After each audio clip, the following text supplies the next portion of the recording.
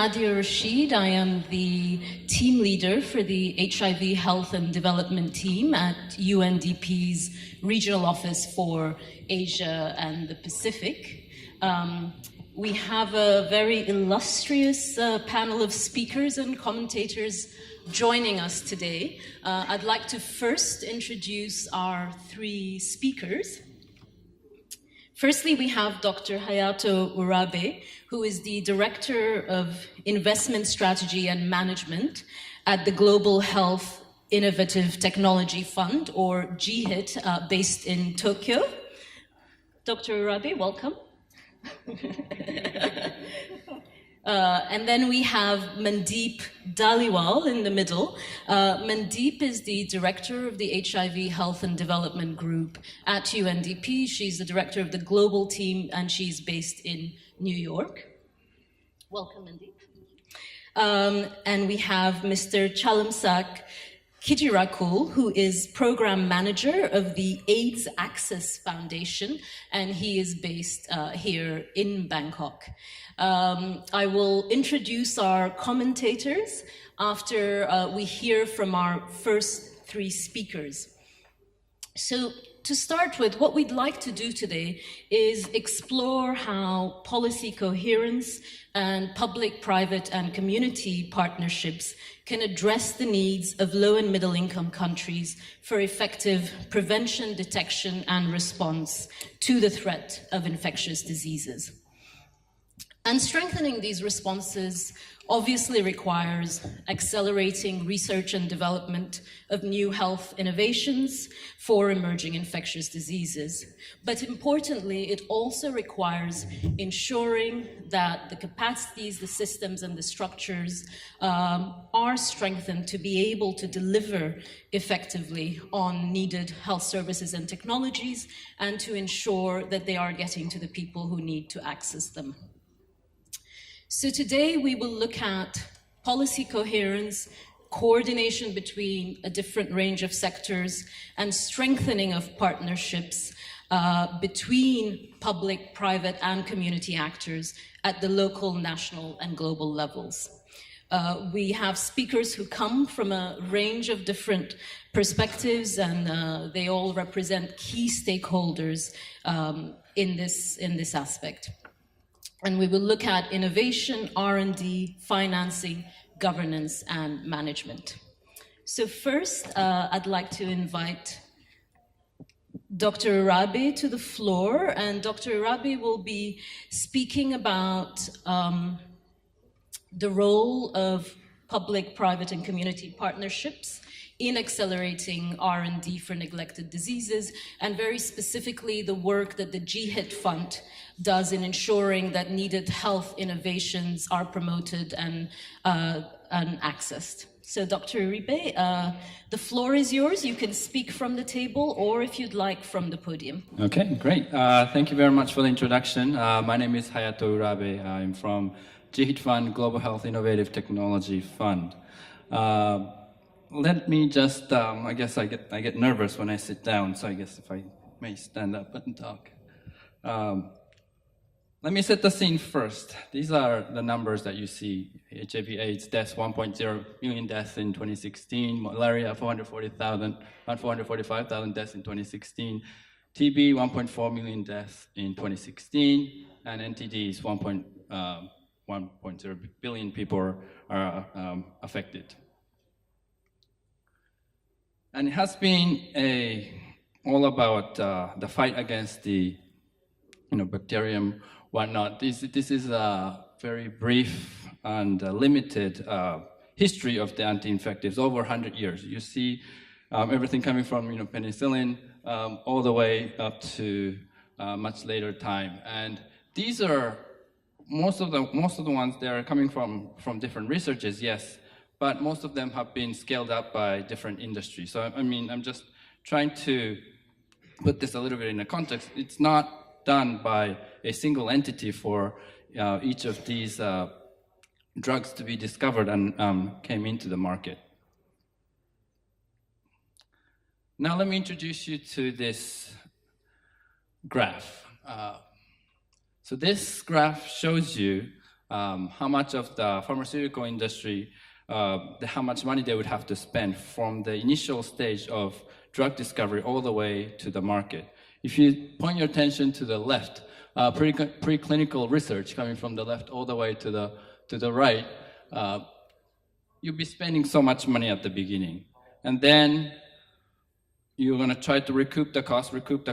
At the time where you have recouped the cost, your patent it expired, so you're not going to have that much money to recoup your cost. So from pharmaceutical companies, it might not be of too much interest for them to get into this market because of the research that it's going to take, and the off-patent sales or the on-patent sales portion, you only have this much money to actually make the money. But in terms of antimicrobials, the market itself is not going to be big, and especially for drugs for neglected tropical diseases, the market is obviously not going to be very large, and the price that you're going to be selling is at a low price. So from pharmaceutical companies, it's a little bit hard for them to get into it. Yes, you think of a corporate social responsibility, and the pharmaceutical companies should have these incentives to their raison d'être or their reason to become social responsible entities, but at the same time they have to present to their shareholders about their profitability, etc. And this just shows you 1 out of 100 in terms of the number of drugs that comes out into the market for NTDs. In fact, between 2000 and 2011, there were only 5 drugs that came out specifically for NTDs. So it just shows you how it is very difficult for pharmaceutical companies to get into this field. So what do we do at GHIT? So we're here. So if you look at your left, disease onset demand, it's hard for pharmaceutical companies to do the investment to get this product going, to get investment into R&D and then product and supply. What we do at GHIT Fund is to give investment for projects, not only for pharmaceutical companies, but pharmaceutical companies and research institutes to kick off this cycle so that they can get the R&D, product and supply and consumption and eventually get this wheel going. We are a public-private partnership composed of 50% from the government of Japan and UNDP, and 25% coming from the Gates Foundation and the Wellcome Trust, and then the rest of 25% comes from the private sector, mainly pharmaceutical companies, diagnostics companies, Japanese pharmaceutical companies, as well as global pharmaceutical companies. And it is a important fact to mention here that if you have a public-private partnership, it's very important to match their interest, and we have a shared vision, shared risk, shared goals in order for this particular partnership to work, because everyone have different incentives. For instance, the government of Japan, they have to make sure that the taxpayers are satisfied. For private sectors, they have to make sure that their shareholders are happy. And for Gates Foundation, you have to make sure that Bill is happy, etc. These are, so we have been around for 5 years. We've invested $115.3 million so far. These are just the breakdown of different diseases that we target and interventions and development stages. You do notice here, clinical portion is very large. It is not to say that we are only focusing on the clinical, but as you know, the clinical stages, they cost a lot of money. So even though the number might be small, they cost a lot more. I'm just gonna, okay, so this is just that. These are the different partnerships that we have created. All the projects that we fund has to be a project between a Japanese entity and an overseas entity. And you see that we have now 41 Japanese organizations and 53 non-Japanese organizations working together with the same vision that we have for GHIT. These are the projects that we have. They are small. Each block is a project. I just wanted to point out that we have 7 projects that are already in clinical trials. We've been only around for 5 years, and we take our pride in getting 5 products already into the clinical trials. And these are a little bit more specific examples of the different projects that we have. We have projects in South America for malaria as well as for Chagas disease. For schistosomiasis, we have what we call PZQ. This is a collaboration between Astellas Pharmaceutical, Japanese pharmaceutical, as well as Merck. And we have several others. We have a malaria vaccine, as well as something for mycetoma, which is something that was just recently added to the NTD list from WHO. So I just given you an overview of how much we have going into the clinical, but drug doesn't come into the market right after the clinical trial. You have to think of R&D finishes, and then you have to think about the delivery. And this is going to kind of lead into our next speaker. But before doing that, let me get into, if you recall that the pie chart that I had in terms of the 50% being the Japanese government and 25% being private sector and 25% being from foundations, we have to match their, we have to make sure that their incentives all align. And what we have come up with in terms of the next 5-year goal is for us to have 2 products approved by regulatory authority. What this means is that 2 products by 2022, GHIT funded projects, either funded solely or co-funded by other institutions, is going to have 2 products already with regulatory approval. And this is very easy to measure. It's very easy to explain to the taxpayers for the government or Japan's perspective, as well as for success for pharmaceutical company, private sector. It would be a success story, as well as making sure that Bill knows that we are doing what we are doing right. And next, so after we get the clinical trials, then we have to think about all these different strategies, whether it's a financing strategy, how to co-fund, and how to fund the project themselves, regulatory strategy, how are you going to be targeting different market, with what, whether we're going to be approaching one way or the other in terms of regulatory strategy, manufacturing, procurement, supply chain, policy and advocacy, and of course, understanding the dynamic nature of the market. So these are the things that we're going to be putting on top on the projects that have progressed onto the clinical stages.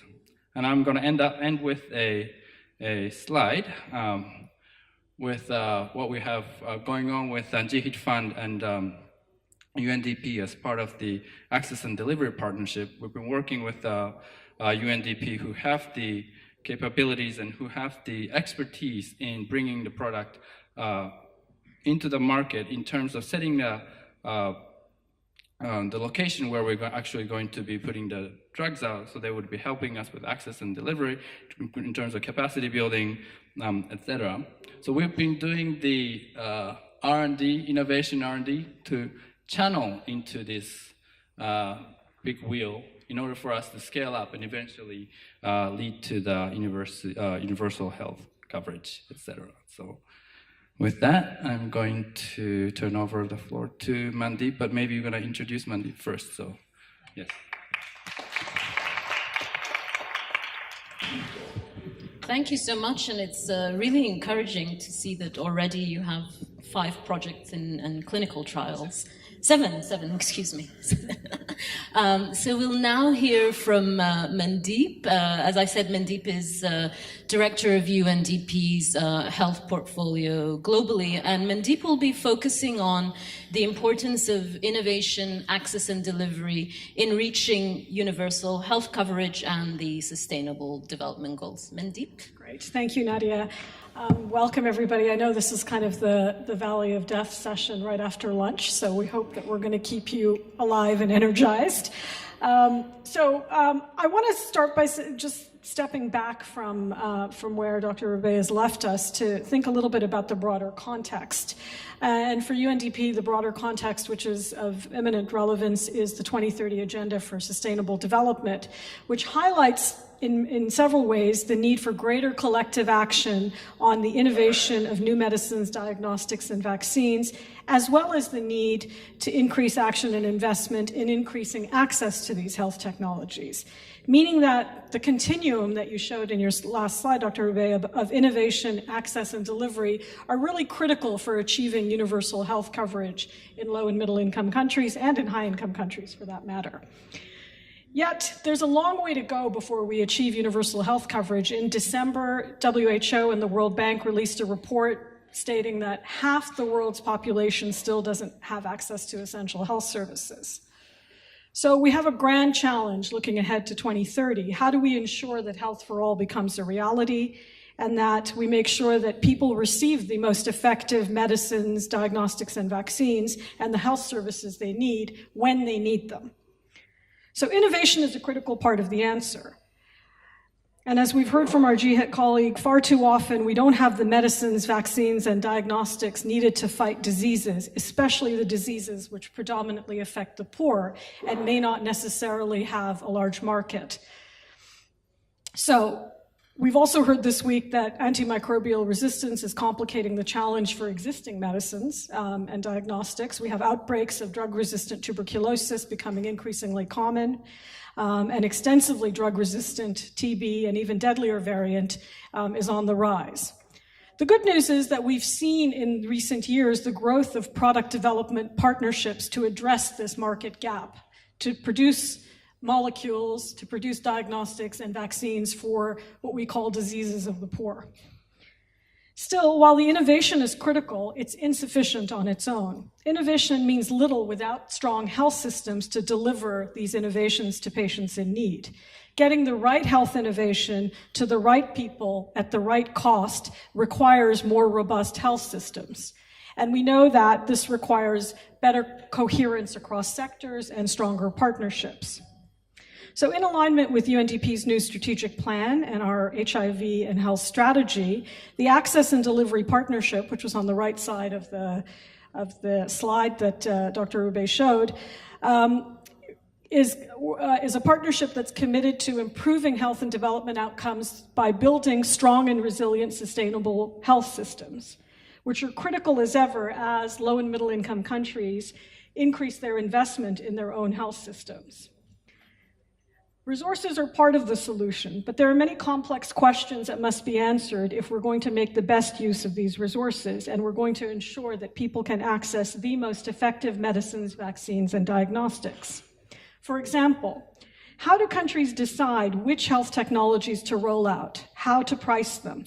How do they govern the regulation, supply, and distribution of these health technologies?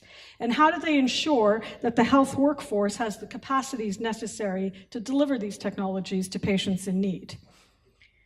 Recognizing the urgent need for new health innovations as well as the strong systems to deliver them, the government of Japan and UNDP have entered into a partnership for these two complementary projects. You've heard about the GHIT Fund, but the Access and Delivery Partnership is not necessarily about delivering specific products. It is about building the capacity of systems, building strong policies, institutions, and systems to be able to deliver products as they come out. So I think it's important to clarify that a little bit. So while the GHIT Fund focuses on discovery and development of new medicines, diagnostics, and vaccines for TB, malaria, and neglected tropical diseases, our job is growing the partnership that's going to strengthen policy, regulations, systems, and capacities in country to get these health technologies out to people. So the partnership consists of a partnership between UNDP, WHO, the Special Program for Research and Training in Tropical Disease, and PATH. We provide technical support to countries, helping to ensure that when innovations are developed, that they might actually reach people in need. So what are some of the areas that we're working on? Safety monitoring is one. We all know that strong safety monitoring systems are needed to ensure the effectiveness and safety of new health technologies. In Ghana, Tanzania, and Indonesia, the Access and Delivery Partnership is supporting governments to strengthen safety monitoring systems at central and facility levels, establishing electronic management systems for direct reporting of adverse drug reactions, and training healthcare providers across the country. We're also working in the area of supply chain and training. In other cases, new health technologies don't reach people because of supply chain weaknesses, including gaps in manufacturing, procurement, forecasting, and distribution. The Access and Delivery Partnership works with countries to help strengthen supply chains and ensure that health technologies reach people everywhere. For example, Tanzania's Ministry of Health runs a regular mass drug administration campaign which distributes over 55 million tablets to 50 million people annually who are at risk of contracting NTDs. However, the NTD control program in the past has faced significant logistical and technical challenges during these campaigns, which means that the resources were not optimally used and not reaching everyone in need. So for example, healthcare workers running the campaigns didn't always have up-to-date guidelines or weren't always trained in how they should best store the medicines. So the Access and Delivery Partnership has helped to develop and roll out guidelines on how to successfully run mass drug administration campaigns, and these guidelines are now integrated into the national curriculum used to train a network of 67,000 health workers and volunteers who run these campaigns. Another exciting area that the partnership is working on is health technology assessments. Priority setting for new health technologies is essential to help policymakers decide which interventions to introduce and finance, and can contribute to accelerating progress towards universal health coverage. In Indonesia, the partnership is working with the Ministry of Health to introduce health technology assessments, a process of evidence-based priority setting for the most cost-effective selection of new health technologies. Another area that the partnership works on is national medicine policies, which can help to improve access to safe, high-quality medicines. These policies help to provide a framework for the governance of a country's pharmaceutical sector, helping to ensure that affordable medicines are consistently available and accessible. In Ghana, the Access and Delivery Partnership supported the Ministry of Health to develop the country's national medicines policy, which provides policy guidance for regulating the pharmaceutical sector. The National Medicines Policy provides direction and guidance for evidence-based decision-making on medicine selection, pricing, health insurance coverage, safety monitoring, and more. And a final example to demonstrate the scale of the partnership is the African Union Model Law on Regulatory Harmonization. So the partnership has worked with regional partners across the continent to develop and adopt the African Union Model Law on Medical Product Regulation. The law aims to harmonize regulations for faster and more predictable and more transparent approval of medical products, and increases the South-South cooperation on this critical area across the region. Ultimately, regulatory harmonization and the domestication of this across the continent will ensure faster approval of innovative and quality-assured health technologies, resulting in cost savings and hopefully an improvement of health outcomes across Africa. South-South learning is an integral part of the Access and Delivery Partnership. We are now working with individual countries to help adopt and implement the model law. So just a final few reflections on policy coherence. So all these areas that I've talked about, safety monitoring, policy and regulatory framework, supply chain strengthening, require the engagement of multiple actors across the country. And that requires policy coherence. So integrated multi-sectoral approaches, we've been talking about them over the course of the conference, can drive policy coherence. But at the same time, we need policy coherence to drive integrated multi-sectoral approaches. So it's really two sides of the coin. Just to say that the investment from the government of Japan in both GHIT and ADP is visionary because it focuses on addressing two sides of the coin: innovation and R&D and access and delivery. So it reflects, I think, very clearly that investment in both these aspects will be critical to driving the policy coherence we need for integrated multi-sectoral responses to strengthen systems, to strengthen innovation and access, and investment in integrated multi-sectoral approaches will help us to get to a point where we have policy coherence and we're more optimally using our scarce resources in health.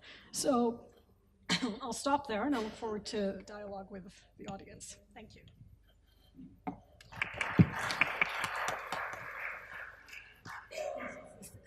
Thank you very much, Mandeep. I think the order of the three speakers works really well in illustrating the continuum from innovation to access to delivery. So now I'm very pleased to welcome Charam Kittirakul and Chomsak is program manager of the AIDS Access Foundation. And he will be speaking about the role of civil society and communities in ensuring access to appropriate and affordable health innovations. Chomsak. Thank you, Nadia, for introduction. And good afternoon, ladies and gentlemen in this room. I'm here today, I'm speaking on behalf of the civil society and NGOs working on intellectual property, healthcare services, and access to medicine. And what I would like to share to you, would like to share our experience working on this issue for the last 3 to 5 years, trying to promote access to medicine. And the question for myself for make this presentation, I would like to ask myself, why does civil society have to get involved and work on this issue?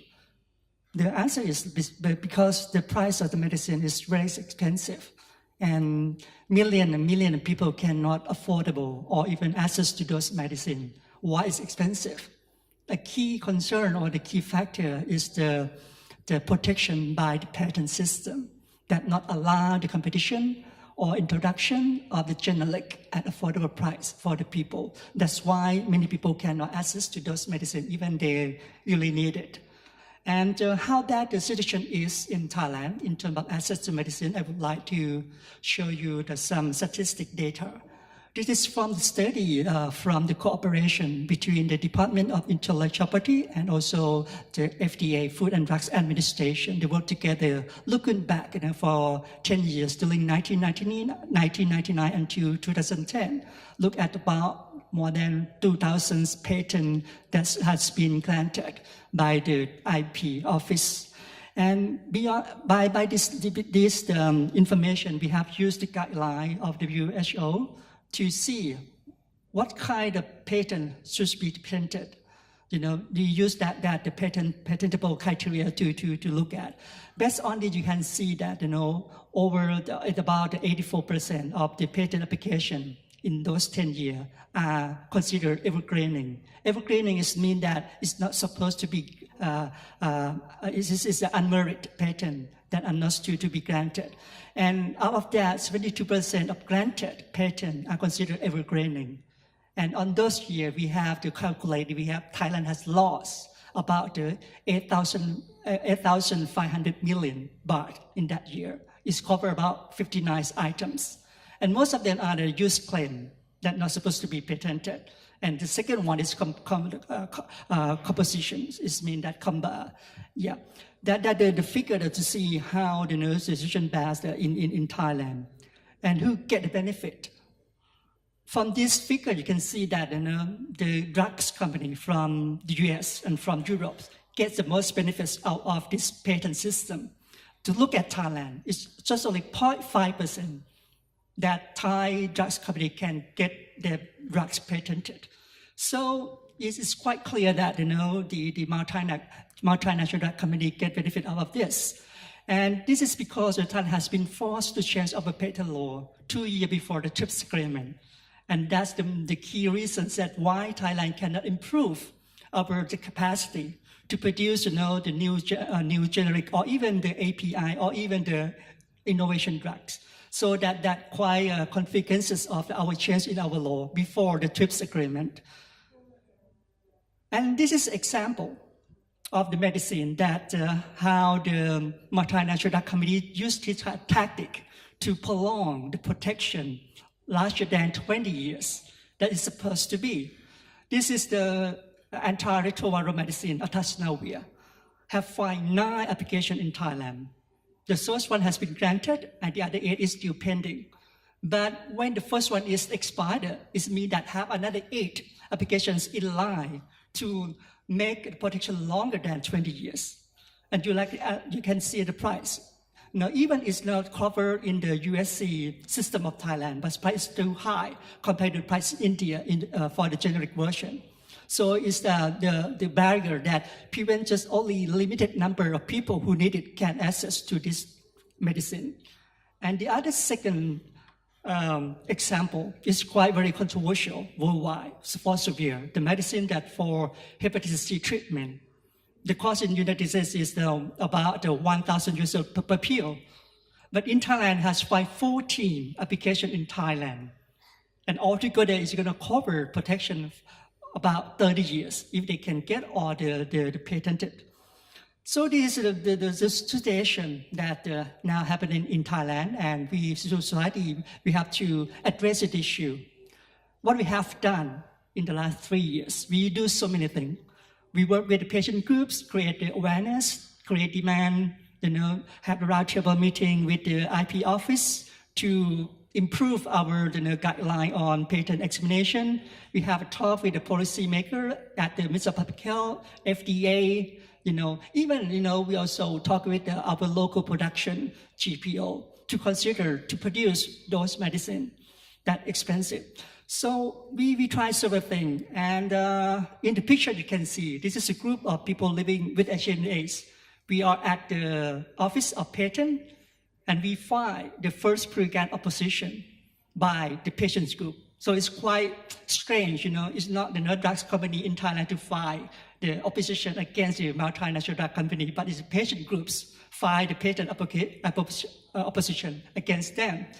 And as a result, we have some positive result came out. The first one, Entecavir and Sofosbuvir and Ledipasvir has been included in universal coverage scheme already. It means that from now on, the people who need the medicine don't have to pay. They can go to hospital and get the medicines prescribed by the doctor. But now they are in the process because it's just announced in the National Assistance Drug List last week actually. So now in the process of procurement to import this medicine from India to Thailand. And secondly, we also try to convince the GPO, the Government Pharmaceutical Organization, to do R&D on the dolutegravir. That is very the new generic that available, and it's quite a good medicine for the HIV person for the treatment. So this is the one thing. And the other thing is Sofosbuvir and Velpatasvir. For the last one is the pan-genotype HCV treatment. So it's quite a wonderful medicine that many patients who have the HCV need it. And now GPO accept to do the R&D and now in the pipeline, and then they try to do the generic version available in Thailand. So this is a kind of success that happened after people's society try to get involved in this kind of policy making, or even in terms of production of this medicine also. But anyway, we have lesson learned out of this. These are also opportunity and risk at the same time. The first one, after we push, we use this study, present to the IP office, and they recognize it, and they have developed a guideline on the drugs patent examination. But in that guideline still have some gaps, and also need some interpretation by the examiner. For example, how to consider is the evergreening patent or not. So they have some gap in there. And secondly, I would like to refer to the UN high-level panel report on azithromycin. In there, I have so many good recommendations. What we are trying to do now, we try to intervene or participate in the law amendment. I'm talking about two laws. The first one, the Patent Act, and the second one, the Drug Act. We try to make use of the UN high-level panel report to convince the policy to make change in a positive way for the people. For example, in terms of Patent Act, we try to introduce, the stringent patentability criteria. We try to extend the pre-grant opposition larger than 90 days. We have just only 90 days to oppose, so it's too short. Or in terms of Drug Act, we try to propose to include the pricing structure and also the patent status information on the way on when they submit to get the legislation in Thailand. But anyway, we still have some threats going on. I'm talking about free trade agreement, RCEP or ASEAN plus 6 FDA. That try to copy the same thing that they have in the US FDA and EU FDA. That's quite a threatening things that we have to address. And also, after the Thai government announced to have the election by the end of this year, the EU government turned back to reopen the negotiation with Thailand again on the FDA with the same 3+ provision. And another risk is about right now, Thailand try to change the pharmaceutical central procurement. In the past 10 years, they have the NHSO to do this job, and they did a good job. But now they try to change to be someone else to do this job, and it's quite a challenge for the Thai patient. And last but not least, about risk. In terms of health budget, it's a big debate in Thailand. And for the consumer and patient groups, we've seen that the government didn't allocate enough budget for the healthcare system. But on the other hand, there's allocate more budget for something else. For example, weapon, Department of Defense, National Security is double up from the budget of health. And it's created a conflict between hospital, doctor, and patient, because patients want to get a good service, but the hospital staff, they're afraid that they don't have enough budget to run the hospital. So there's a conflict between patient and hospital right now. So it's it's an opportunity and risk that's happening. And I would like to end my presentation with this slide, because over here we're trying to talking about policy and coherence. According to experience, among the ministry itself, they don't have a good coherence at all. Department of the Public Health, Ministry of Public Health and Ministry of Commerce, they have different mandate. While the Department of Commerce try to promote trade, but the Ministry of Public Health try to promote health. So have a conflict. So it's a challenge, how we can, cooperate other things that I show in the slide. How to make it interlink together, have a good coherence together. If they cannot make the sustainable development goal happen, because sustainable development goal, we are not the specific to goal number 3 about health only, but we are talking about policy coherence and participation of the people as well. So that the big thing that how to make the challenge has been addressed. Okay, thank you.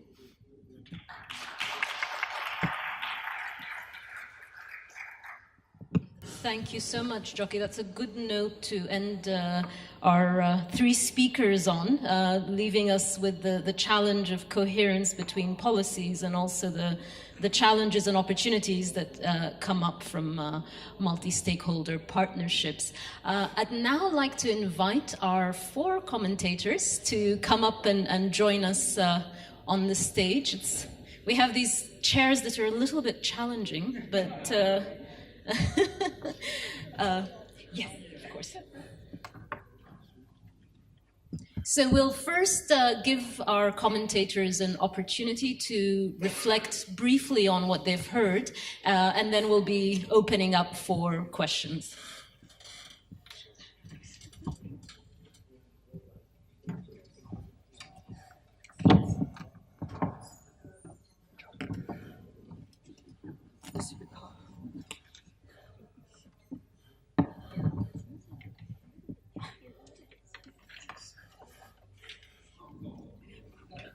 We're all trying very hard to stay stable and not to creak too much, but I've got the creakiest chair, I know, I shouldn't have sat on this one.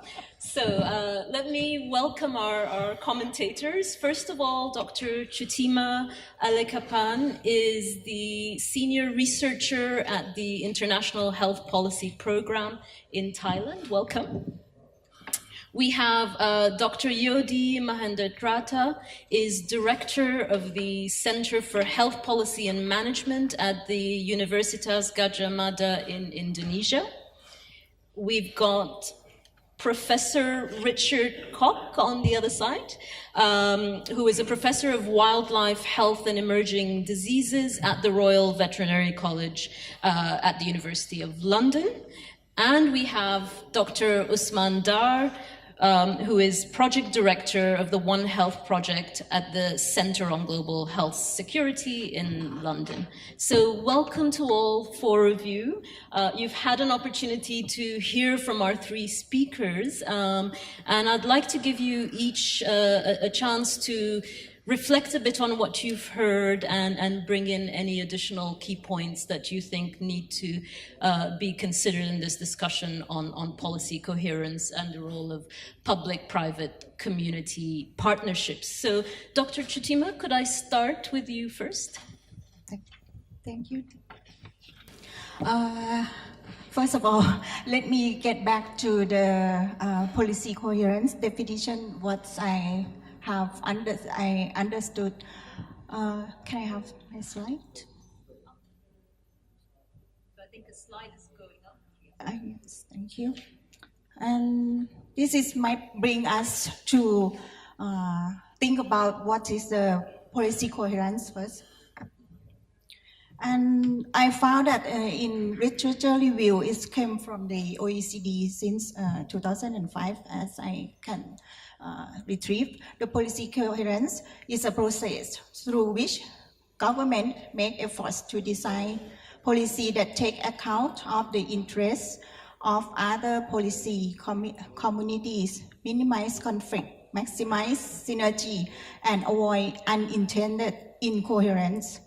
A degree of incoherence may sometimes be inevitable, but trade-off should be transparent and appropriate measures taken to mitigate negative impact or effects. This is what I understand. So it's not policy coherence, not just consistent of the policy, but not just to cancel each other's policy from various governments. This is what I understand. And I also found another term, policy coherence for development. This is for the OECD countries to take into account the effect to the developing countries. And it's also have some cycle. It's starting from setting and prioritize objective, and then coordinate policy and its implementation, and then monitoring and evaluation. And in Thailand, when we taking into account policy coherence and also the public-private partnership, and also including civil society, we use the model of the triangle that move the mountain, and we take into account from the knowledge, and then politicians or political involvement, and then social movement. This is what we use in Thailand. So let's back to what I have heard. The point that I think start from innovation from the GHIT. In terms of the knowledge that I have about the policy coherence, I would like to learn that what is the Japanese policy from innovation and to taking into account the GHIT fund and regarding the innovation. And then what I think, and I also doubt with when the GHIT get the innovation is how the management of the patent go to. This is what I can find. And when we go to the UNDP project, and then go to the civil society's question regarding the intellectual property conflict, I think what's it the UNDP get involved with the other partner at the international level, for example, the WTO, to see the policy coherence, as Dr. Kun Chalermsak already said about the intellectual property management and the access to medicine, for example. This is what Thank you. And a few questions for our speakers already, but if you could note them down and we'll come back. Dr. Yodi, could I turn to you next? Okay, thank you. Thank you for the speakers for those very informative presentations. I'm just going to pick up first with the policy coherence issue, just to complement what has been said. So in my perspective, policy coherence is a tough nut to crack. It's very hard to crack because it might involve multiple conflict of interest, and sometimes it involves very sensitive areas, so it can be very difficult. So it's something which requires quite a lot of efforts. But we need to make some serious efforts for that, otherwise it will just become a development buzzword, just something big which no practical significance. So we really need to make an effort on that. And lots has been said by the previous commentators. I'm just going to add that, well, one thing which I think which we see are useful in terms of just to start with the policy coherence is to promote capacity, also tools to actually uncover what is behind these coherence issues and how to actually foster more coherence. So here, for example, to introduce political economic analysis tools. These are powerful tools which can be used to really understand what are behind this policy coherence and what are the ways to move forward. So that's one thing which I think we should introduce more in developing countries, enable to people to promote policy coherence. Second point is to complement what Mandip has already presented on the access delivery partnership work, which is focusing on building capacity and system to deliver evidence-based technology or interventions.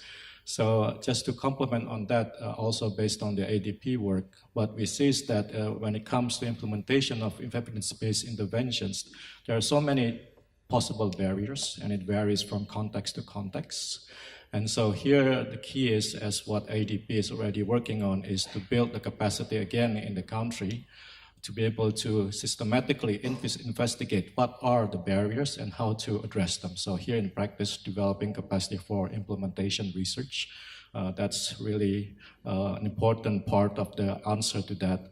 But we also have to be mindful that it has its limits also. I mean, when we come to implementation research, it takes care of at least most of the technical barriers. But when it comes to technologies in developing countries, many of the barriers are actually political. It goes beyond technical. And so that we have to go beyond this IR and move also to building capacity for policy advocacy, like what our colleagues in HIV are doing very well. And we need to learn more from them on how to do that. But we don't have that capacity in NTD to do such policy advocacy at the country level, but HIV has that. So we need to go beyond the IR and also to go into that realm of knowledge brokering, policy advocacy, as what has been done in HIV. So those are my 2 points. Thank you. Dr. Dar, can we go to you next? Well, thank you for having me here on such an interesting panel, and thanks for these really interesting presentations. I'll talk a little bit about some of the work we're doing at Chatham House, but just before I start that, I just wanted to say is it Mr. Kiti Trakul? Yeah, I just wanted to say I was very impressed by the work that's being done at a civil society level here, and actually, you know, it's really excellent work and very impressive. So congratulations on the work you've done, and it chimes very well with what I was talking about earlier about equity at yesterday's plenary. In fact, for the organizers, I think presentations like that should be on the main plenary. So it's really excellent. Just to talk a little bit about Chatham House's perspective. Chatham House obviously works at the interface between politics, policy, and health. And I'll take a slightly different tack on what we're talking about here, in that we've been exploring emerging infectious diseases, of course, and we know 2/3 of those emerge from wildlife. And so our take on some of the work in terms of engaging the private sector, engaging communities, has looked at issues where that risk of interaction between wildlife, livestock, and humans increases.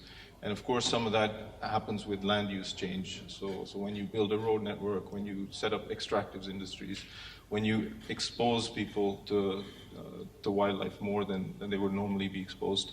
So we've been working with extractives companies in helping them understand some of the risks around that. And I think here's an interesting area where some lessons can be learned. And for us, the key things around policy coherence is again, you know, some of what's been said around having a common language, a common understanding between stakeholders, understanding their interests, as well as, and then trying to come up with a joint vision that matches both their interests, but also the interests of the sort of public sector. And we did I think quite an excellent review of where public-private partnerships have worked in the past in the extractives industry, and one of my colleagues here who led on that review is around, and if anyone's interested, it's been published. But a lot of the work that's done in the private sector is, of course, published in corporate social responsibility reports, and it's quite it's quite time-consuming going through all of those, and the evaluations done in those are not robust in the same sort of way that they will be done in a peer-reviewed evidence sort of health journal. So it's important to support them in helping them do better reviews around that sort of thing. I think, again, one of the key things in improving how we engage with these different stakeholders is to do good qualitative social research with them from the outset to understand, as I was saying, some of their needs. What we've tended to do in the past is first sensitize them to the importance of emerging infections, and then work with them through training, but through simulation exercises as well. So what we've tended to do in the past is you do an outbreak scenario with an extractives company in a remote area and see to them, are there systems, do they have systems in place to deal with it appropriately? Perhaps they can work with local authorities, with public health authorities in developing a joint plan so that they're able to better manage their risks. Then it moves it up. Then as far as a mindset goes, it moves it out of the corporate social responsibility space into the risk management and business continuity space. And that's where you can then get sustainability of a partnership, because for them then it's a business continuity issue rather than simply just a corporate social responsibility issue. And then it's a bit easier to engage with them in the long term. So I think it's important to sort of see where they're coming from, and also to understand that different segments of companies have different roles to play, just as they do in the public sector. The other key area I think that's important to mention in terms of industry and extractives, mining, road development, is that with these big projects, environmental impact assessment is a legal requirement. But health impact assessment is often not a requirement. But it's important to sensitize them to that, the importance of health impact assessment. And Ebola has obviously been a big factor in companies understanding some of this. And in the Ebola outbreak, there was a big group called the Ebola Private Sector Mobilization Group, which was a sort of a collaboration of 100 private sector companies that came together and sort of helped with the outbreak response. And these are companies all the way from Firestone that make tires to ArcelorMittal that supports big steel producers. So I think they've started to get that a little bit now. The oil and gas sector has incorporated health impact assessment into their guidelines. Mining still has yet to do it. But I mean, I'm not some advocate for the private sector or mining or extractive industry. They do lots of bad things as well. They need to pay their taxes more often. But there is the opportunity to partner with them when it's appropriate to do so, and as long as the appropriate governance mechanisms are in place to do so. They're going to say that we don't want to be exploited by the public sector. They're corrupt. There's poor governance. But if the arrangements are made so that there's certain trigger points, for example, an outbreak of this size, it becomes a national emergency. We need you to come in. Then there's the opportunity to set up strong collaborations. And the UK has some good models around this. Sorry. Did you guys just miss all of that?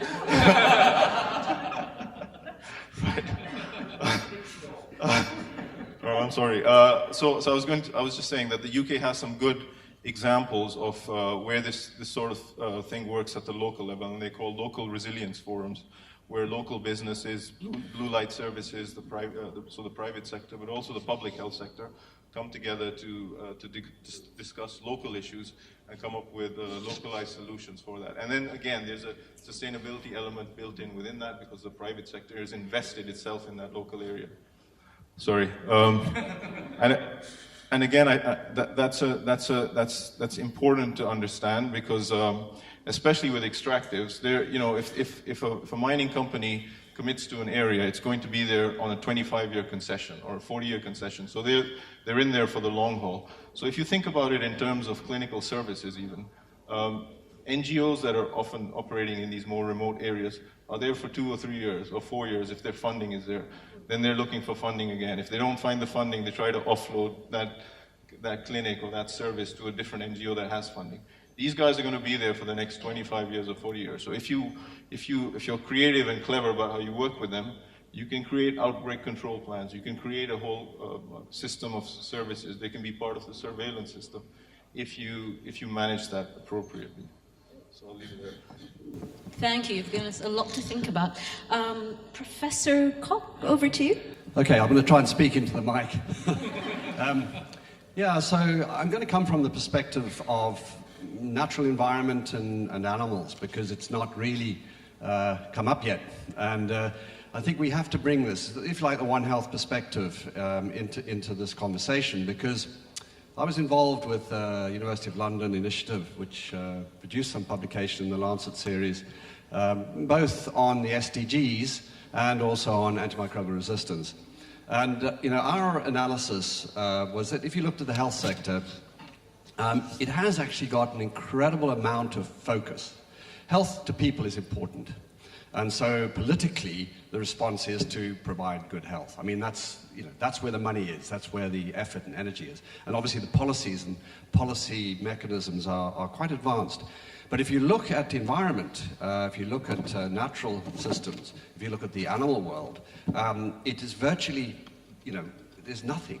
There's virtually no policy coherence, there's no integration with human demands and needs. So why do we have a collapse of our biodiversity? Why do we have 23% or so of our global burden of disease environmentally derived? Pollution problems, you name it. So it's really because we have no policy coherence across these sectors. And if you look at the SDGs, there are conflicts within the SDGs. And it comes back to political economy. And I've not heard the word political economy once in this conference. But we have to go back there.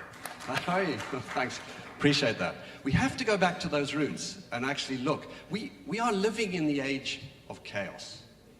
I was born before this population explosion, just as it was beginning. And I have to admit I've contributed to it. But the truth is, this is an age that, that is really unique to us, to our generations that are presently here. And we're grappling with it. And everybody is trying to resolve the problems that are emerging. Emerging diseases are just a reflection, a symptom of a global issue. And so I think, it's not going to be easy. But when it comes to policy coherence, we've got to talk across these sectors. So, if we look at drug delivery, antimicrobial resistance, we've got to think about the externalities of decisions and policies in one frame and how they affect another. And you have simple examples, with the animal industry, livestock industry, which supports us, provides us quality nutrition. If we bring in very rigorous controls in antibiotics, it will affect that industry. I've got no problem with that. I don't like, intensified agriculture. I'm very much more in favor of pastoral systems, where animals actually have a life. If you think you've got problems or social determinants of disease, animals have huge problems because they are really even below those poor people. So they really need help. So they need access as much as poor people need access. And our political systems and our economic systems need to deliver that. So, I think we have to go back to that policy framework. But I also feel we're not going to get there unless we engage with communities. And if I look at the success stories in my life in relation to work I've done, rinderpest eradication, the only animal virus to be eradicated. The humans have done well, of course, they got rid of smallpox. But why not measles? Measles is just like rinderpest. The secret to the rinderpest eradication was communities, was getting proper engagement with communities. I mean, you can deal with 90% of the disease. You don't need to deal with communities for 90%. But where these diseases and emergent diseases, where they really have a hold, it is because the environment is difficult usually. It's because it's conducive to that situation. It might be a slum in Nairobi. It might be a forest in Central Africa. But it's conducive to that organism spilling into wildlife because they're disturbing the ecosystemic balance. They're disturbing the environmental balance. And so we get this conflict. But unless you engage with the people whose livelihood depends, perhaps on the animals that they kill and get contact with, unless you deal with that issue there, you're not going to solve the problem. HIV came from a simian virus. And it was through the necessity of people to get their food from their environment that led to that spillover or pathogen jump. And then all the consequences. We've seen the consequences. We still have bacteria I hear a lot about viruses, but viruses to me are not so difficult to deal with. Bacteria, now they really have worked it out. They know how to survive independently of us. Viruses need us. They ain't going to kill us, ultimately. They need us. Bacteria can do this. Anthrax can do that. Tuberculosis virtually can do it. It can survive long periods of time outside the host. And it can be so cryptic in the host. I work with another pathogen called Pasteurella. Nobody talks about Pasteurella now. In the animal world, it's emerging within wildlife communities as a major killer. A killer that completely dwarfs anything else, where you get 100% mortality. And I've published recently in Science Advances, if you're interested, on a big outbreak in Central Asia affecting an antelope species there. Now it looks like these disturbances, these problems that we're seeing, are very much from human activity and human influences. So we have to look to ourselves for solutions. We've got to look to policies that we have, whether it be to do with climate change, whether it be to do with nutrition, agricultural systems. We have to bring them together in a way that starts the process of resolving these issues. It's not going to happen immediately, but at least population is stabilizing, we have an opportunity to take a breath, and we can begin to get these frameworks in place. Thank you. Thank you so much to our speakers and commentators, and it was really interesting, the perspectives that you each added to the conversation. And so now we open up the conversation with our participants. So we're opening up for any questions, comments that you'd like to direct to either specific speakers or commentators or to the whole panel. And please do introduce yourself first. I'm Shami Brahmachari, architect of open source drug discovery for TB. Oh, I'm sorry. I'm Shami Brahmachari, open source drug discovery architect for TB and a member of the ADP advisory board. I have one specific question to GEAT Fund, and this is linked to the policy coherence. That while you showed the value of expenditure to a few $100 million, but finally you are showing me that with $115 million, you have got 7 molecules to the clinical trial. So there is an inconsistency. Either the first slide is wrong or the second data is not wrong. The coherence of policy, I feel sad that Thailand missed out the IPR Act 3.D of India, which does not permit evergreening while you negotiated your IPR. When you have a strong IP, it increases availability, but it also reduces affordability and accessibility. So therefore, one has to come to a balance, especially when it comes to the infectious disease. You mentioned about HIV, hepatitis C. It's not the country-specific negotiation. I think it's the United Nations, if you want sustainable development goal, is that level negotiation has to be done. That when it comes to infectious disease, with people traveling, it will reach the Western world as much as the developing world. We need to have a policy coherence where how strong should be the IP, how do we do about it? I just can give you a cue. 2016 IP Act of India, just published 2017, actually incorporates open source drug discovery for infectious disease as a model. So my request to GitHub Fund, since you are able to achieve so much of result with so many people's intellectual input, jokingly saying that even intellectual input of the advisors are also free, I think you should take a policy decision that any drug that comes out of this initiative is given to more than one companies who can make it cheaper and affordable. Today you see hepatitis C drugs, $84,000, right? Who can afford it? But India negotiated 11 companies. The drug is sold at 1% of $84,000, right? Otherwise, we have to do compulsory licensing. So therefore, I think this is what sustainable, I feel very sorry that inconsistency of the comprehensiveness that the policy you are talking about, one side is not holding the other. So if you really want to eradicate 2030 TB, HIV, sustainable development goal, then you have to come up with a new model for IP so far infectious disease is concerned. Present model is broken and will not work. Thank you. So we'll take a couple of comments and come back to the panel. If we could take just the lady behind, and then we'll come back to you, I promise. Thank you. He was in queue before me. That's okay. Okay, thank you. I appreciate it. So I'm Poonam Dhawan. I come from the International Organization for Migration, working on migration health.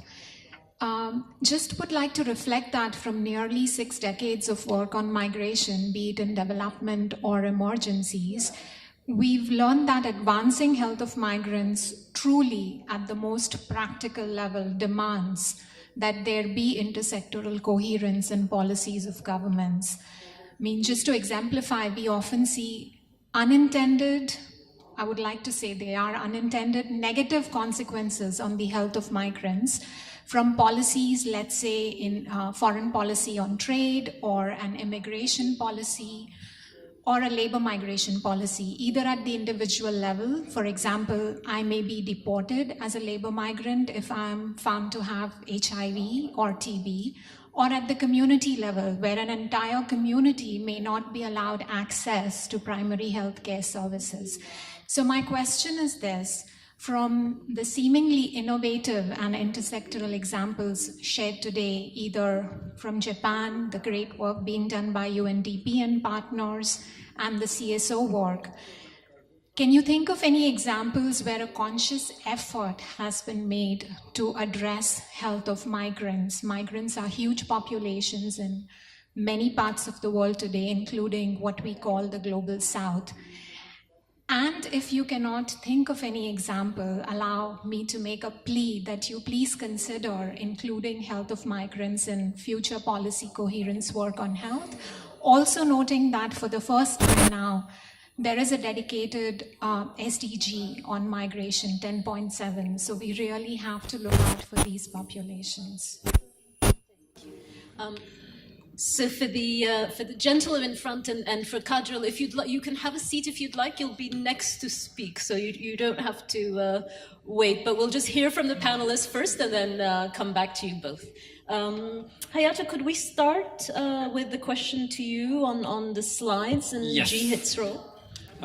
Yes, so I think the question was with, I don't think we have the slides up, but I think one of the slides that we showed the value of death, and I think please correct me if I'm wrong. I think the question was that slide and the following slide, 1 out of 100, are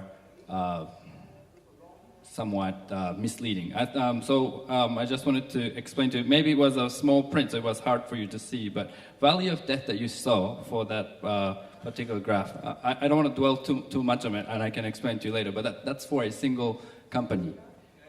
Yes, and then the following, 100 was aggregate of entire 2001 to 2011. I understand 1 in yes. 100. I understand very well. I meant you got 7 molecules to the clinical trial. That's what you said. You got 7 molecules. We have 7. How did you achieve in $100 million 7 molecules? Then there must be wrong with the pharma company's numbers that yes. you are quoting. Okay, so if you can achieve 7, because India spends $1 billion on TB. We have $20 billion annual loss because of TB. So if you can achieve 7 molecules, so I'm only asking, is pharma numbers are wrong? No. That's what is published? Or you are not correct, that you don't have 7 actually coming out of $100 billion? Okay. Let me correct it then. Okay, now I understand. So the 7 molecules, they are 7 molecules, so I'm not I'm not lying. So,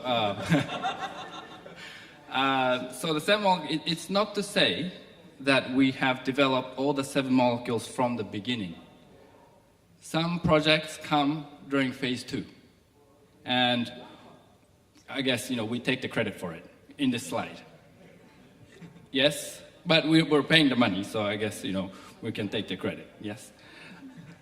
Rapporteurs, I guess that's just not like something that you want to, but you understand the point. So it could come from the midpoint. It's not to say that we developed all 7 from the beginning, and that would, and also another point that I want to make is it's not to say that we funded entire project. For instance, the schistosomiasis project that I was mentioning that it's currently in phase 3. We fund not 100% for each project. We have co-funding from, let's say, other pharmaceutical companies, or we have some donations from other entities. So it's not to say that all the money that we have spent, 100 million, is entirely in the 7th project, everything from the beginning to that stage. So, okay, so that's clarified. Jockey, can I go over to you, and then we'll hand over to Mandeep on the IP question. I would like to agree with the first gentleman that mentioned that the current system is broken, the IP system is broken, and it's not really promote innovation at all. Like in report of the UN Hydro Panel, it's here clearly, really few new molecules that we have find it out from the IP system. But anyway, it has been pushed over and over all the time by the multinational company that claim that they spend a lot of money on that and try to increase the price of medicine. It is true on that. And we'd like to see the new system or a new mechanism how to unlock the IP out of medicine in order to promote the innovation. I agree with that idea. But anyway, on the other hand, we are also facing another challenge in terms of voluntary licensing. As you know, Thailand, previously we have been excluded from the Gilead license, but later on, a lot of pressure put on them and they extended to cover 4 more countries, including Thailand, on that. And I think it's not a kind of monopoly, actually. It's not to promote access in reality, but it's like to extend the monopoly by limit a certain country to make use of this license, but it's not, can give the medicine that to the people who need it really. So this kind of way they try to stop or undermine the use of CL, compulsory licensing, because you give you the VL, voluntary licensing, why have to use the CL? But I would like to support the CL still a key mechanism for the developing country to make use of it. Because this is the law that embedded in the national law or even in the WTO's agreement as well, that we have the rights to make use of that. But as you know, when we use this, Thailand used this 10 years ago, we have got a lot of retaliation, pressure from the US and EU government. It's quite a lot. But I quite like to the congratulations to the Malaysian government as well, that they are quite brave to make use of the CL. Even the Gilead tried just now to include Malaysia also in the VL, but it's still going on the CL issue. I think that the key thing that for the developing country make use it for really the urgent stage. But in the long term, I would like to see another new kind of mechanism to promote, even in terms of new generic, because now we are heavily rely on Indian manufacturer quite a lot. So what happens if they cannot do it? Like they use the VL with the 11 company in India to stop them to supply Sofosbuvir to the other countries not in the list. That's an example. So we need a new the supply sources in this world rather than India. We need something else. And for the another step, we have to look at it, how to produce the API, the raw material. This is the issue as well, because Thai GPO cannot do it. Even though we can in the license, we have to get the API from some company in India. The price is quite expensive. So we cannot lower the price at the level we can supposed to. So the question where the API come from, and supposed to be a quality one as well. And very long term, we're talking about new entity chemical. That's quite a big challenge for the developing country like Thailand to go over these 2 steps to that end. So, for Thailand, I think have to go over the new generic first and then API for. Does it not look that long? That my opinion to respond to your comments. Yeah, I want to pick up on the question around IP and the lack of coherence within the multilateral system. I think that's what the question was. And yes, I mean, you've hit the nail on the head. That's not the only issue. There are many issues where there's a lack of coherence within the multilateral system. It makes our jobs as UN officials sometimes very complicated because one agency is saying one thing and another one is saying another. And I think there was a report in the lead up to the agreement of the 2030 Agenda for Sustainable Development, which identified policy incoherence as a fundamental problem because trade, human rights were at odds. And certainly in the area of health, it's the most prominent and the most acute. So when I take the next logical step, and I'll come back to the report of the Secretary General's high-level panel on access to medicine, which tried to address this question. So what's the logical step then? For me, the Agenda 2030, or the Sustainable Development Agenda, and the one thing we haven't talked about, which underpins it, and I think is perhaps the most powerful part of the agenda, is the commitment to leave no one behind. And I think addressing inequalities and leaving no one behind has to be the fundamental organizing principle of policy coherence. We don't do policy coherence because it's a nice concept. We do it for some objective. And it's not because we prefer coherence to chaos. We might not. But it's because we want to achieve the goals simultaneously. Yes, there are some conflicts, but they need to be achieved to the end of leaving no one behind. And I was in a session the other day when someone quoted Bill Clinton and said, "It's the economy, stupid." And I think it is human beings and animals, stupid. And I think if they're not put at the center of all that we do, then we are going to continue to have more and more catastrophic crises coming our way, similar to the crisis of antimicrobial resistance. Thank you, Mandeep. And then we had the colleague from IOM was asking about examples of work with migrants. Would anyone like to take up that question? Well, just to say, I mean, I think there has been a lot more of the discussion at the global level about the need for there to be a more multi-sectoral response to migrants and to respond to migrant health, but also the general situation of migrants. But I think there are examples out there. I mean, I'm not fully familiar myself. Yes. I could probably touch on that a little bit.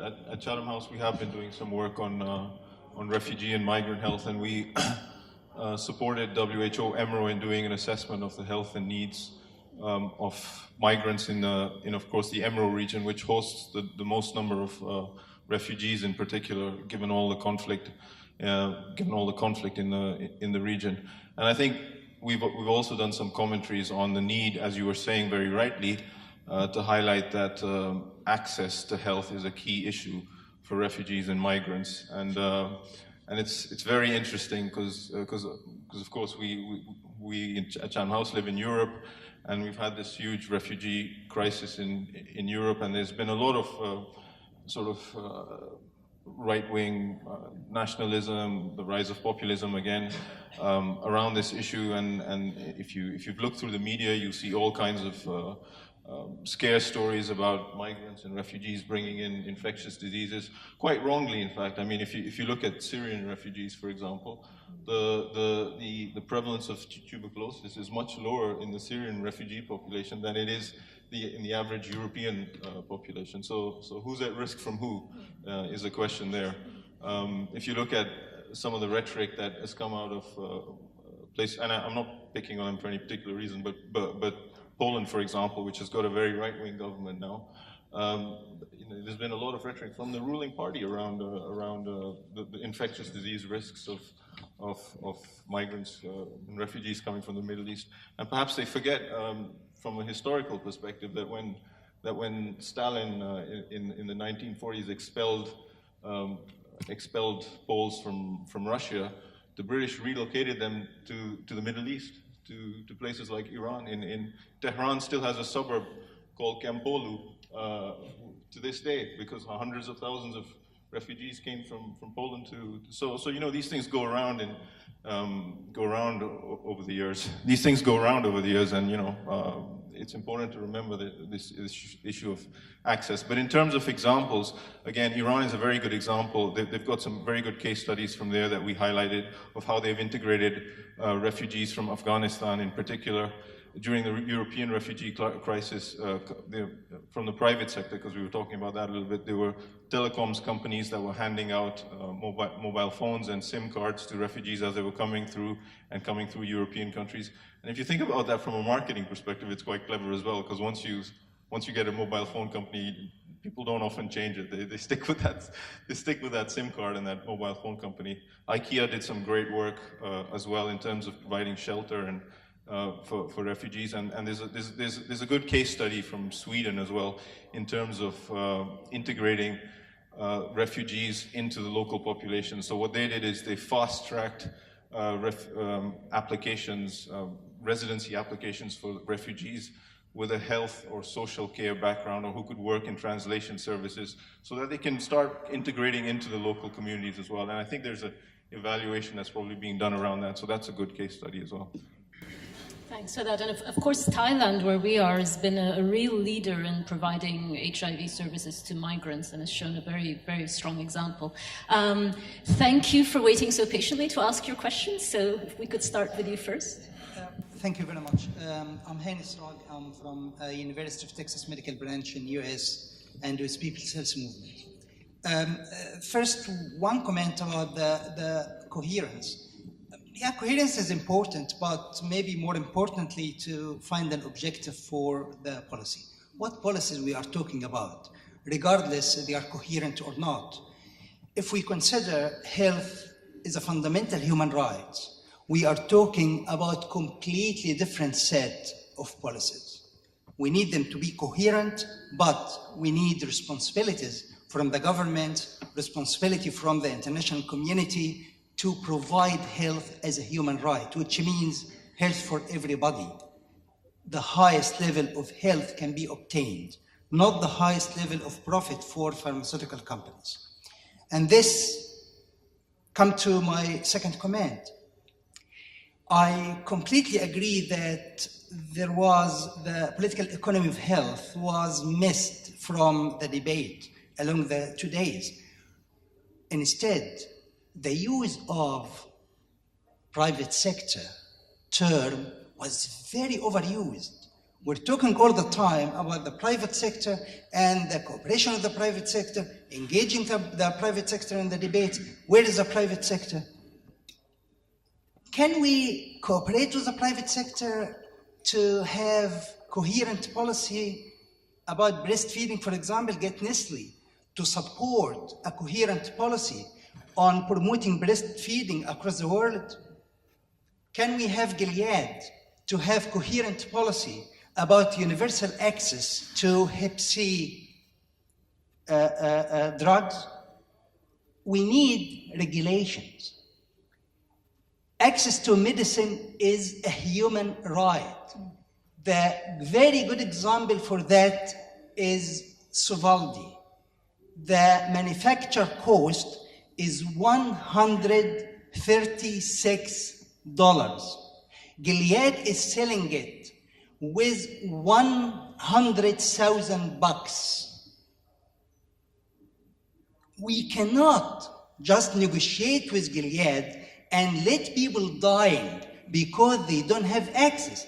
And if you use the argument that this is for innovation, Gilead did not innovate the medicine at all. Gilead just got the patent. So the idea here, we need regulation of the private sector and the corporate sector. We need to have global pricing mechanism that considers the manufacture cost and put margin for profit. Whoever wants to produce drugs in these domains, that's great. And my question to our colleagues from Thailand, it was a great presentation, but I think it's important to add that we need to increase investments for research in public domain. We need to increase investments to be able to produce formulae in public domain. This is key. In addition to that, get back to the use of flexibility of TRIPS. Thailand was pioneer in using compulsory license. What happened? Why Thailand is not inspiring other countries and using compulsory license and make medicine free for everybody? The cost of Hep C treatment can be much, much less, can be affordable, not for patients, for countries, because having Hep C treatment on the drugs within the universal health coverage scheme is not good enough, because still the 8,000 pots are coming from taxes or from the premiums, or we are paying them still. We are still having a mechanism to increase the profits of the companies. No, we don't want the 8,000. We want the manufacture cost and a margin. Thank you very much. Thank you for that. That could be a very long answer from many of the panelists. So Kajal, thanks for waiting. Over to you. Thanks to Hani. I think he's actually framed the debate of some of the questions that I was going to ask. I wanted to start actually with giving a positive example of policy coherence from the region, which actually should have been much more prominent at this conference. And that was that a few months ago, Malaysia issued the first ever compulsory license on a hepatitis C medicine. Now, what's interesting about this is that we normally talk about compulsory license from the point of view of access, and this compulsory license is indeed about that. Malaysia was excluded from the voluntary licenses, wasted 4 years negotiating with the patent holder, and finally issued a compulsory license. But not just for access. They're also paving the way for a new potential product to be used with sofosbuvir. So you now have a compulsory license that is both for access and for innovation. And I think it's a really interesting example to think of in terms of policy coherence, because we always view R&D and access as loggerheads, whereas this compulsory license has actually tried to combine those two. Gilead has famously refused to work with other companies with other products that could be combined with sofosbuvir, and hopefully this CL will clear the path for new products to come. So it would be great if a big round of congratulations went to Malaysia and its Ministry of Health from this conference, recognizing that they've actually implemented policy coherence recommendations of the UN High-Level Panel on Access to Medicines. I actually had 2 questions for anyone on the panel, because when we talk about policy coherence, it's often that you're looking at developing countries or least developed countries. I have 2 questions on policy coherence from donors. I think the Global Fund is probably the one that I would raise, since we heard from the new head yesterday during the plenary. The Global Fund pools money, it identifies countries where products have to be provided, it focuses on the supply chain. But it started with providing leadership on issues of intellectual property and access, and then went to complete silence on that in the last few years. And I think that raises serious questions on policy coherence, especially for transitioning countries. I like the word transition. I think it actually means excluded countries. And that's actually creating a huge problem for middle-income or developing countries. So we also need to see policy coherence from donors. We also need to see it from developed countries. USAID supports a lot of work on healthcare. The European Commission does too as well, and of course Japan does now. But on the other hand, when you look at their trade agreements and the demands that they have from their trade negotiators in these free trade agreements, whether it's the Trans-Pacific Partnership Agreement, the EU-India Free Trade Agreement, or the RCEP negotiations, you're seeing demands for provisions that will undermine access to healthcare. And so if we're talking about policy coherence from middle-income and low-income countries, we also need it from developed countries. We also need it in, and I'll end with the point that Hani made, of regulation of their companies. And I want to link what's happened with HIV and Hep C to what's happening in MDR-TB now. We have 2 new drugs, but only 5% of people who actually need it are getting it. And I was really surprised yesterday to hear that Johnson & Johnson's program on limiting supply is now being pegged as saving the drugs to prevent further resistance. If only 5% are actually getting these new drugs, I'm not sure who we're saving this for. Otsuka with Delaminid, it took 2 years to convince them to issue 1 voluntary license to an Indian company, but that only covers supply for India and South Africa. TB is everywhere. So if we're looking at the lessons, I mean, since we're talking about infectious diseases, let's look at what's happened with HIV and what's happened with Hep C, with communicable diseases, and not leave those lessons out. The MDR-TB drugs are important. We have to save them, but people also need access to them. I wanted to end with, I started with a good example of policy coherence. I want to end with a bad example or a questionable example of policy coherence.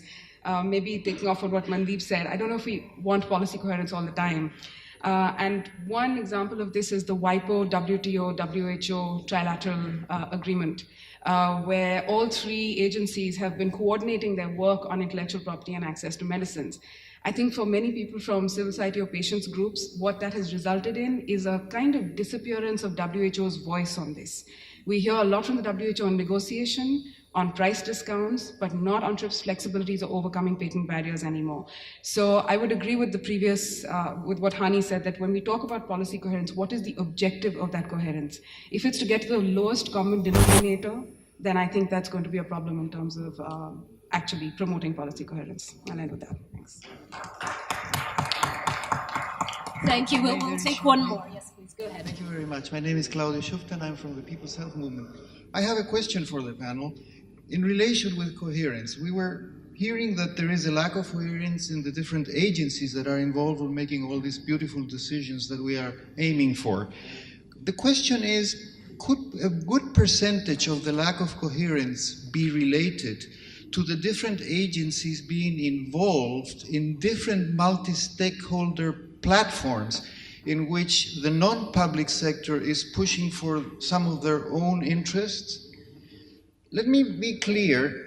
I do think that industry, big pharma, does share an ethics that is similar to ours. I don't think they are malevolent people who want all people to die, but they have a second ethics to which they are bound, which is a commercial ethics, which is mostly related to their shareholders. So when they apply the both ethics, which ethic do you think wins? Thank you to all three of you. Those are a really interesting set of questions.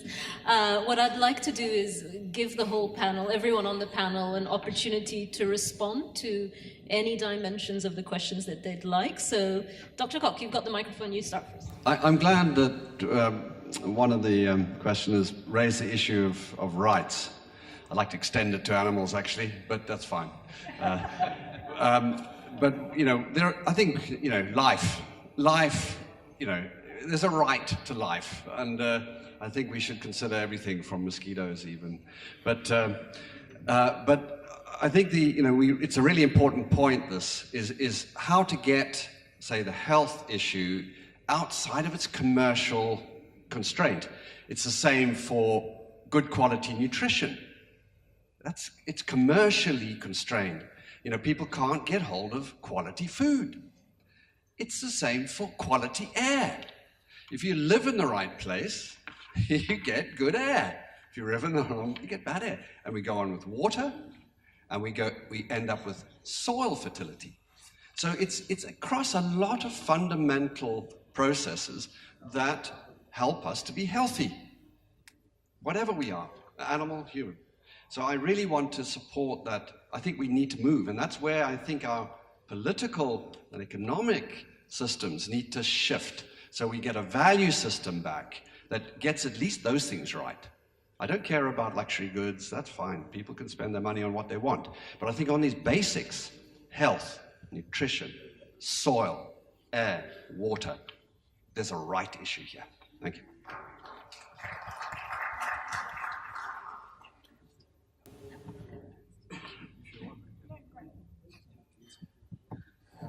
Okay, thank you for the questions.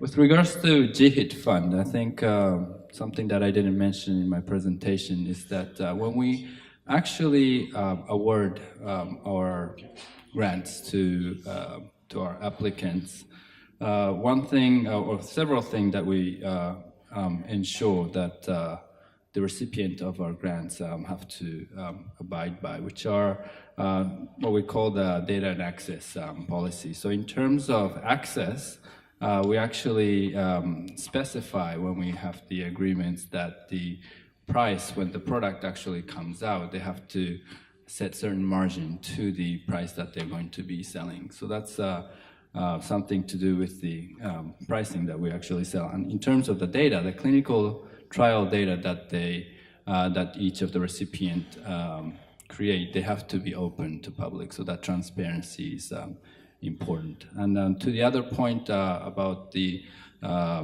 whether it's the pharmaceutical company's best interest that's coming through. Yes, granted, 25% of our funding comes from the pharmaceutical companies, groups of pharmaceutical companies, but they're not part of the selection process. So the governance becomes quite important. I don't have the slide. If you go to our website, you do see that the pharmaceutical companies that fund us, they're not in the process of making selection of the projects to be funded. So they cannot.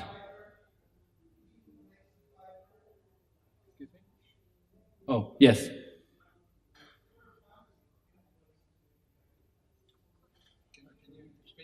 Go into the microphone, yeah.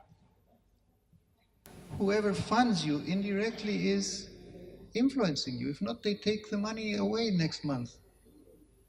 Sorry, I still couldn't hear you. Whoever funds you influences. The funding that you get influences your decisions, no matter how much you say no. This is a fact of life. If they don't like what you're doing, they are going to cut your funding. True. Isn't it? That is true, but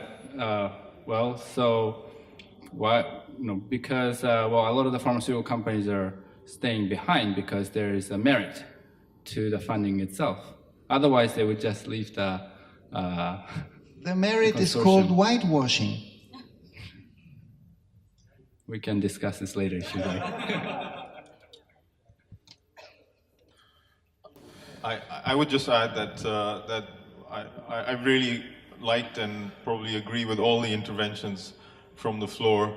And Chatham House is a neutral forum, and we do a bit of work on access to medicines and technologies. And I think all those who intervene on the floor should band together, and you're welcome to come to Chatham House, and we can have a bigger group and a meeting on some of these issues. You're more than welcome to come. We'll help facilitate it.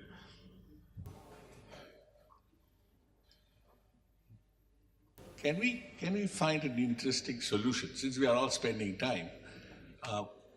Here is United Nations, UNDP, putting their intellectual mind, the cost of 3 days of Mandeep and the hundreds of days of people, all borne by the world, right? All the nations.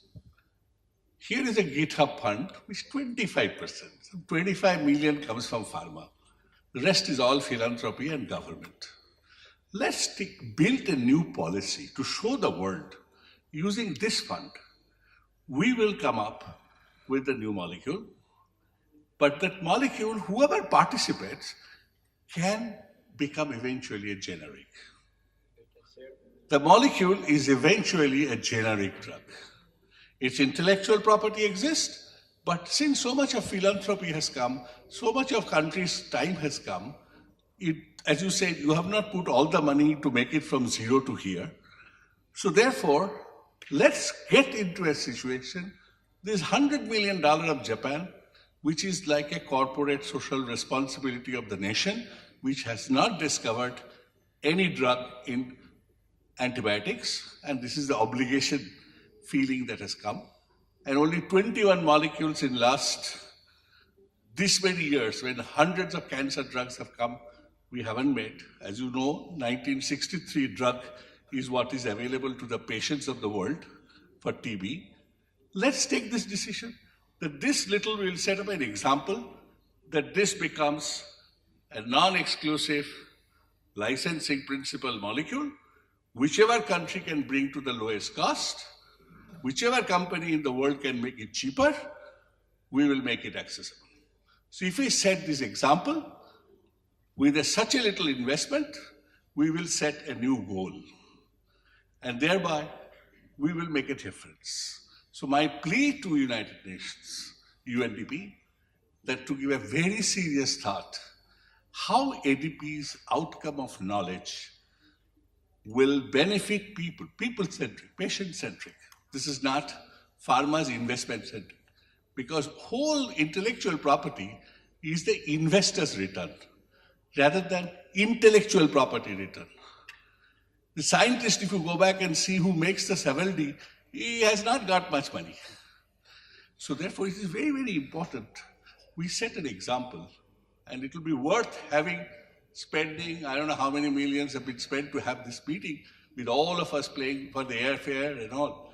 At least we come up with one model, not only a report. I will plead this to this audience and to Mandeep sitting here.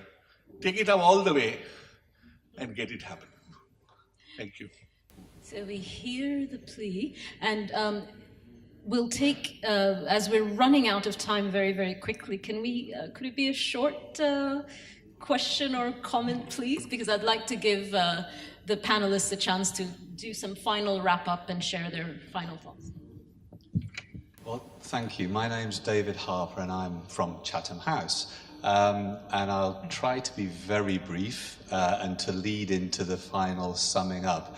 But as somebody who's spent a large part of my career as a so-called policymaker, albeit in the UK Department of Health, so from a very specific point of view, I've spent a lot of my time trying to improve policy coherence. And I know we make progress, but we've got a long way to go. We've heard the word need a lot this afternoon, and rights, and there have been some requests. But the word need is very subjective. It might be subjective on the individual basis, but for a group, and a group self-selected in a sense. In this room, we're health people. So what we see as a need isn't seen as a need necessarily by others. And my question is a simple one for the panel. We've had the diagnosis. We know for many years that we need multi-sectoral approaches. We need policy coherence. So the diagnosis is okay. We can do better. We can do a bit of prevention, but what's the treatment? How? It's all very well to say, let's get community engagement. I agree entirely. Richard and I had a conversation over lunch.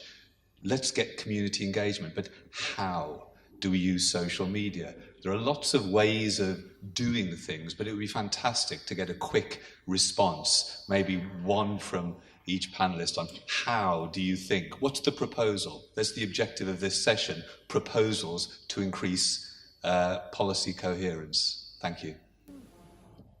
I'm so sorry, we're really running out of time, and I want to give the panelists a chance to have a final say and to take up the how, although I think that has come up actually in some of what was shared already. But we'll go around, and each person will have a chance to give some final thoughts and to respond on that question if you'd like as well.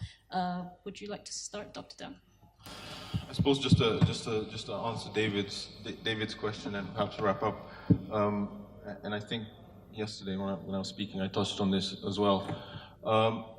I don't think it's all doom and gloom. I think we're moving towards a more multipolar and multipolar society. In the past, we've had hierarchies and single players who can, at a whim, influence something, and we still have actors like this. I mean, you mentioned Bill several times in your presentation, and that's a very good, powerful example. That's one individual that can have a great impact on entire communities, sometimes entire countries, and we're moving into a world with multipolar actors, and it's important for UN agencies, it's important for communities, and it's important for everyone to be able to leverage the fact that there's these multipolar, that there's this multipolar world. There's more than one power now, and you can play them off against each other as well. So I think that's one of the mechanisms that poorer communities, those at the bottom of the pile, if they're clever about it, there are opportunities to create interventions and a framework which works for everyone. Okay, I don't have the answer to the million-dollar question, which was the race on the last one. So I'm just going to reiterate the point that the political economy has been missing out of the conversation for these past couple of days. When I just want to highlight, it's not just missing during this forum, but in many of the forums, which at least I've attended, it's hardly there. And that's largely, I think, because it's beyond the comfort zone of many of us. I mean, most of us are professionals, health professionals, are very technical, so it's something which is beyond the comfort zone, but also to some parts also of ignorance, because it's not something which many of the technical people are aware of. So it's not part of the health professional education. So I think we need to do more to educate the professionals to this political economic perspectives. I also second what the participants, many participants speak, especially on the Kachao's suggestion that the policy coherence could start from since the beginning and along the value chain, including donors. And from Thailand's experience, because I'm working on international trade and health, so our experience is that we try to engage, working with all stakeholders, and we have regular meeting, informal discussion, informal formal talk with also stakeholders and other governments sector, especially the Ministry of Trade. And the main things is that we talk on evidence-based policy or recommendation, not just because of from their opinion. When we show them the evidence-based publication or something, we can bring them from the different sides into a little bit closer. And as an health professionals or government officials on health, we try to do and keep going on this discussion to get the policy coherence. And last but not least, I think the main thing is that how to shape the highest policy or the political commitment or the government policy is the important one, and then we can draw back to the along the value chain or something. So it means that we need the balanced view on the government policies, because also the economic is also important, especially for the developing countries, and health is also right. So we try to put together and bring closer to through our talk and regular discussion.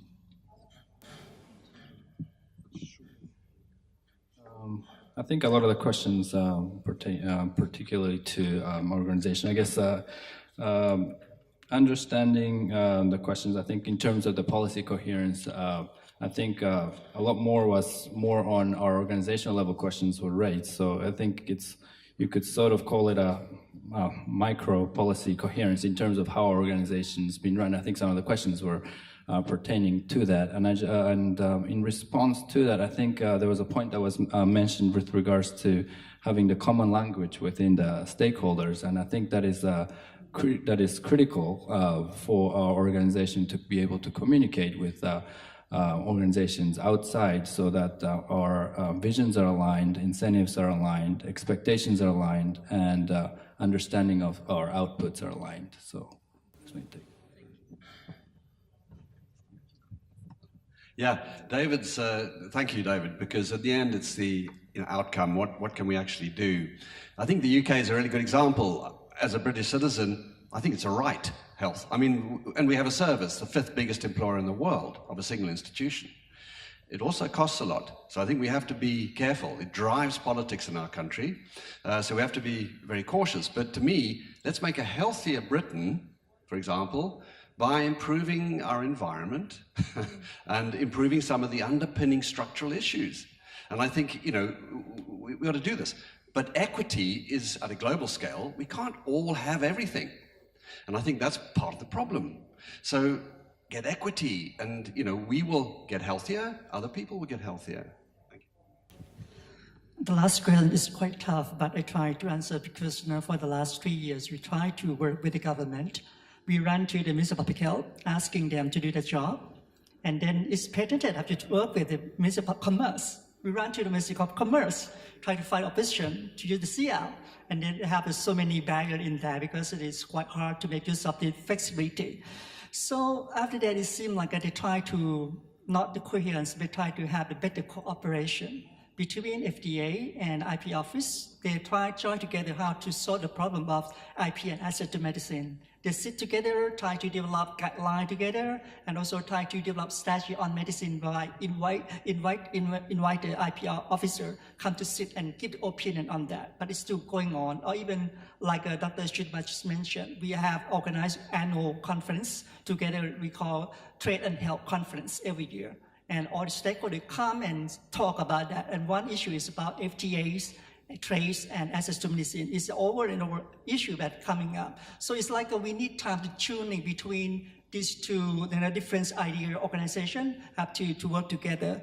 But I think it's quite difficult for to make the coherence between policy between the ministry. It's quite hard already, but it's harder when you talk about policy coherence across the international organization, WHO, WTO, WIPO, all the big names. I think they're supposed to do better job, by like a WHO, WTO, or even the UN agency as well. Because we are speak about policy coherence over and over, but it cannot happen in reality. So it's quite responsibility for the international organization to do that job. Yeah. If you get the last word. Last word. David asked a tough question. I'm not sure what to say, except that I think to have policy coherence and better multi-sectoral responses, there has to be genuine dialogue across sectors. And there has to be an acceptance that not all objectives are equal. So human health, animal health, to me is a little bit more important than, it's linked to, but it's more important than some other objectives. So I would, I'll be challenging and say for me that's more important than profits of the pharmaceutical sector.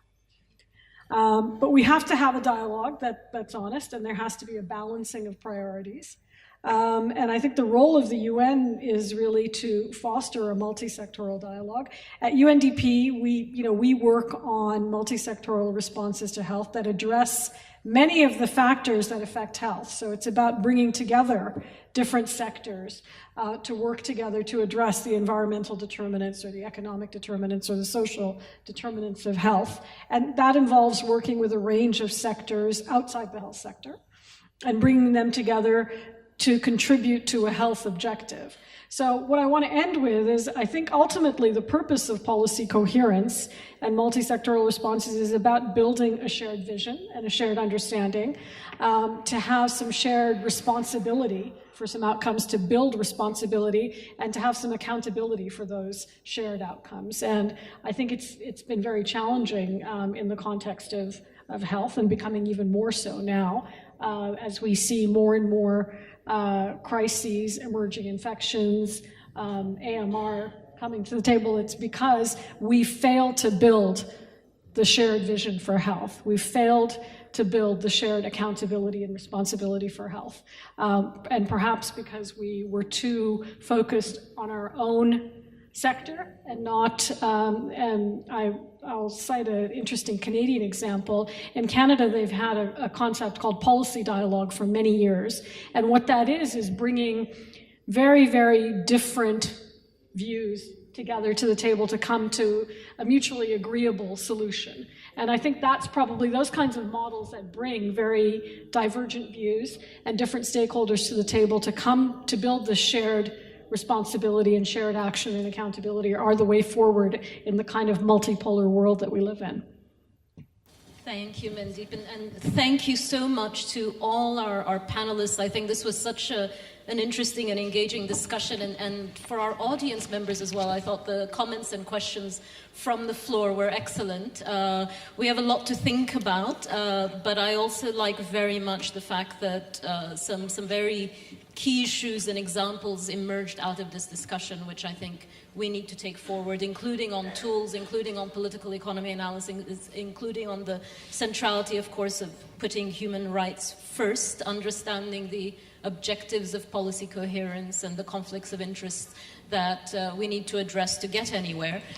But it can be done. There are examples of it being done, and clearly, as we live in a more complex world with new challenges and challenges that we know will be emerging, like those that come from the interactions between human health, animal health, and our environment, this is something that we have to do more of. We can't get away from striving for greater coherence. So thank you so much to all of you. It's been an excellent panel.